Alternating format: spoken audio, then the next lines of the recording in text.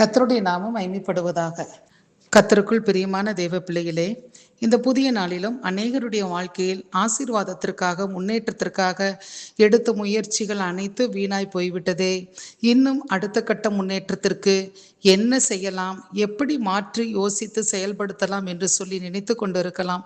பிரியமானவர்களே, ஒருவேளை ஒரு வியாபாரமாக இருக்கலாம், தொழிலாக இருக்கலாம், படிப்பு சம்பந்தப்பட்ட காரியமாகவோ அல்லது வீடு கட்டுகிற முயற்சியோ, இடம் வாங்க விற்க எடுக்கிற பிரயாசமோ அல்லது பிரியமானவர்களில் ரட்சிப்புக்காக ஜெபிக்கின்ற ஜெபமோ, திருமண துணையை தேடுவதில் எடுத்த முயற்சியோ பிரயாசமோ வீணாகி போயிற்றே, பலன் இல்லையே என்று அநேகர் சோர்ந்து போய் இருக்கிறீர்களோ?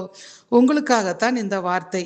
ஆம், கலாத்தியர் 3 அதிகாரம் 4 பவுல் கலாத்தியா நாட்டில் உள்ள சபைகளுக்கு சொல்லும்போது, இத்தனை பாடுகளையும் வீணாய்ப்பட்டீர்களோ, அவைகள் வீணாய் போயிற்றே என்று சொல்லுகிறார். ஆம், ஆவியில் ஆரம்பம் பண்ணினவர்கள் பிற்பாடு மாம்சத்தில் நடக்க ஆரம்பிக்கிறார்கள்.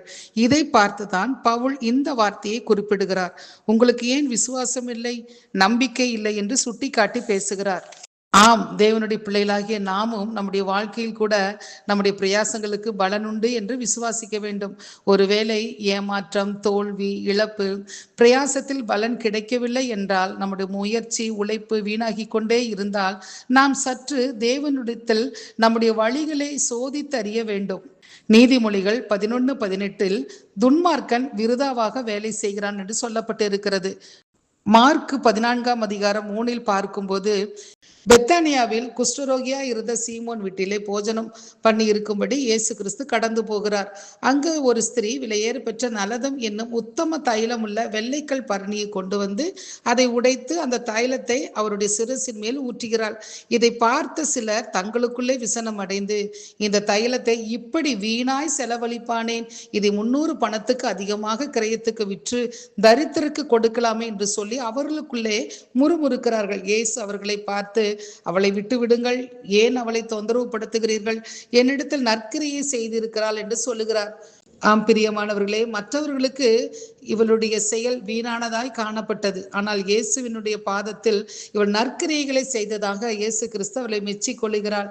ஏசாயா 65:23 அவர்கள் விருதாவாக உழைப்பதில்லை என்று ஆரம்பித்த அந்த வசனம், கர்த்தராலே ஆசீர்வதிக்கப்பட்ட சந்ததியாய் இருப்பார்கள் என்று அந்த வசனம் முடிவடைகிறது.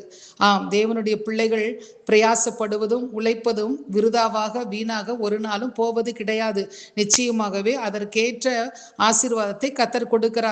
நீதிமொழிகள் 21:8 சுத்தமுள்ளவனே தன் கிரியையில் செம்மையானவர் என்று சொல்லப்பட்டிருக்கிறது.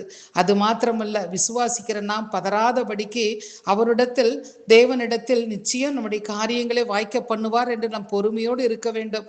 பதறுகிறவனுடைய நினைவுகள் தரித்திரத்துக்கு ஏதுவாகும் என்று நீதிமொழிகள் 21:5 சொல்லப்பட்டு இருக்கிறது.